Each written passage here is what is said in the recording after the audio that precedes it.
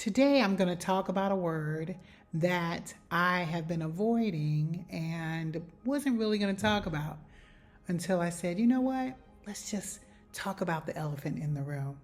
And that word is lucrative. Now, the word lucrative, in my mind, has destroyed more group homes, more transitional housing than underfunding ever did. And let me tell you why. The moment that this work gets sold as easy money, it gets marketed as passive income or a great way to make a lot of money, set up and move to the next.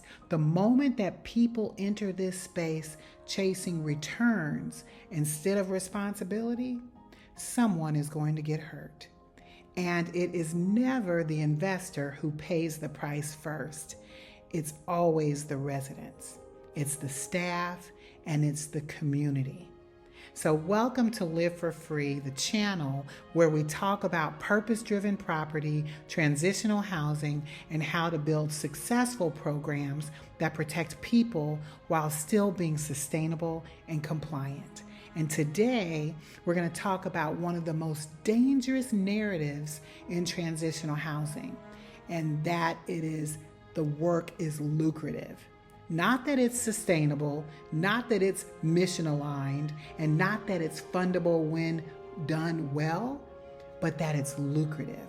And we need to tell the truth about what that word actually costs. So let's jump right in.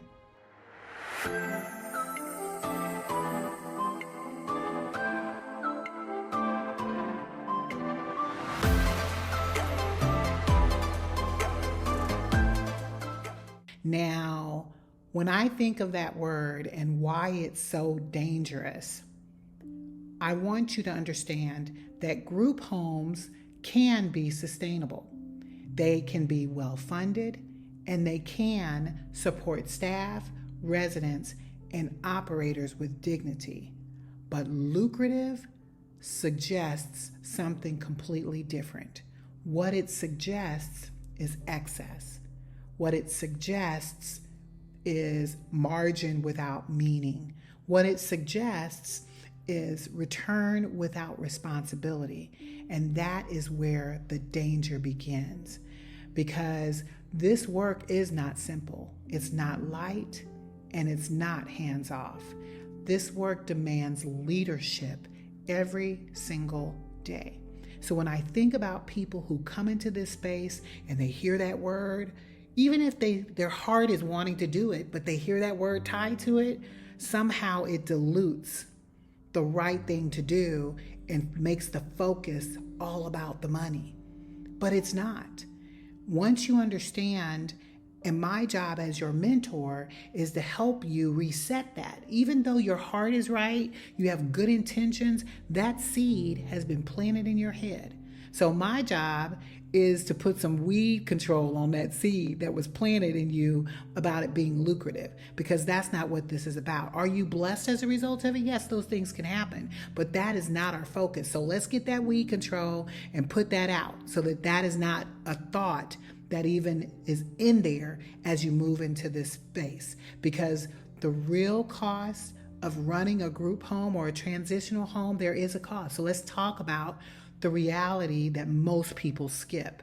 See, staffing is the largest expense that you're going to expend in this space, because you have to think about how you're serving your residents, making sure they got everything they need. And that's going to take, and it should take, a bulk of your energy. So understand that. But you got training that is ongoing, that you have to make sure that the people who are working with you are well trained.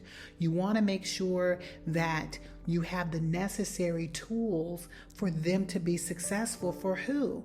For the residents. So that's why staffing and training is a large part of what you're going to expend in this space. And recognize that burnout is real. You're going to have turnover. That's expensive. Retraining somebody, all of those things mean a lot at the end of the day.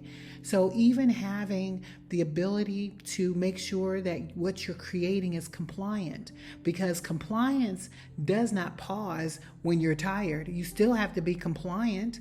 And audits do not care about your intentions. So making sure all of those things are lined up properly, that you have a structure in place, all of that means something, because we don't want you having an incident that is going to happen, because guess what? Incidents don't wait either.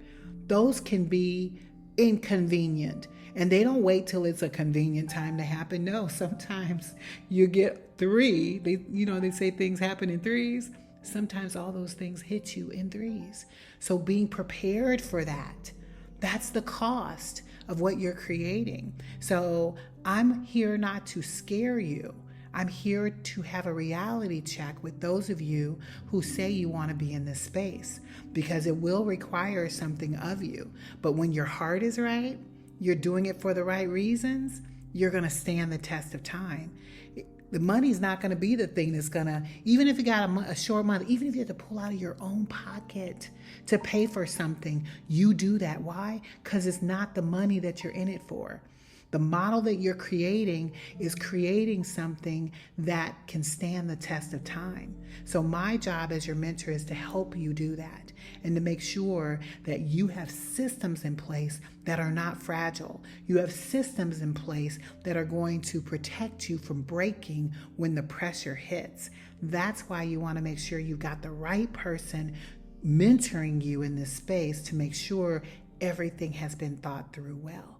So if this conversation resonates with you and you're tired of hearing hype without honesty, then pause right here. Go ahead and subscribe to Live for Free and turn on the notifications.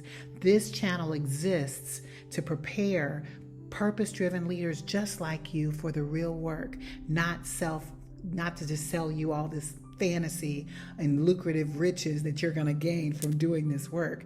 I'm here to make sure you're set right and you understand what work is going to be required of you. But remember, to whom much is given, much is required. And if you want to learn how to do this the right way, you want to make sure that your program you're creating is not only fundable and compliant and sustainable, but you're doing that without sacrificing the care, then you want to join my school community, tonyschool.com, to be able to build that out. And that's TONISKOOL.com. And when you join there, you'll be able to be with other purpose-driven leaders so that we can get you positioned right for your transitional housing program. Now, the damage that hype does to people, you need to understand. Social media is out here glamorizing this work. I'm watching it episode after episode. I love watching people in this work, actually. I love to hear the work that they're doing. But the stuff I'm hearing is the stuff that's glamorizing it. And it's okay to see the great things, but glamorize the great successes that you're creating, the great outcomes that you're creating. Glamorize those things. Let's not glamorize the things that make it look like it's lucrative, because even if you're bringing in $40,000 a month on a property or a program that you created, a lot of that is going to take care of those things I called off if you're set up right. It's not going in your pocket. It's paying for staffing. It's paying for training. It's paying to make sure that the residents have the things they need. That's what it's doing. So look at the net value of that as you're looking at evaluating whether or not this is going to be good for you or not. Because it's not the hype we're going for. Because people who enter into this space chasing after that, corners end up cutting. You cut corners. You end up doing things that impacts your staffing's ability to stay. You're going to rush through things just to slap something together. You're going to end up getting a property that's no longer compliant that potentially could get shut down. I don't want to see you cutting corners like that. And guess what? The residents are going to feel it too. I want you to be able to have some stability in what you're creating. I don't want you to be unstable. I want to make sure that people who come to you and want to work with you trust you. and they know you and they know what you're creating, because those type of things are the things that will tear your program down. And I understand what that looks like. So the hype never shows that part. It only shows the other stuff.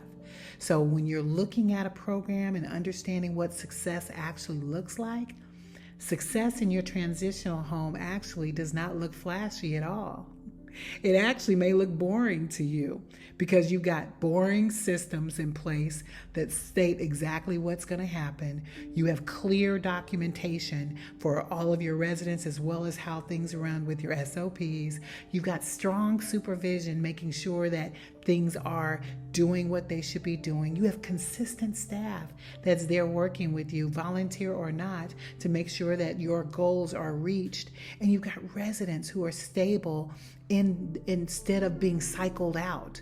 Those are the type of things you want to look for. So it even looks like leadership that is showing up, performing in your property the way that you want it to perform. You want it to be able to have the right leadership that it needs to be successful. This work is not about extracting value. It's about stewarding responsibility. So as you think about the things that you're about to do, because I'm here to help you be successful, I want to see you set up a program that will change people's lives. It's not about just simply having a transitional home that is going to get you rich, or a group home that's going to get you rich. We don't do that.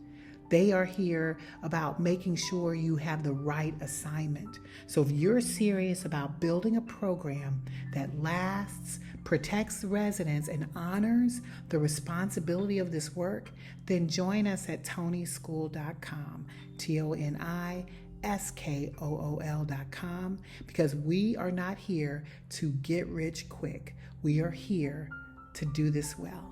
And so it is.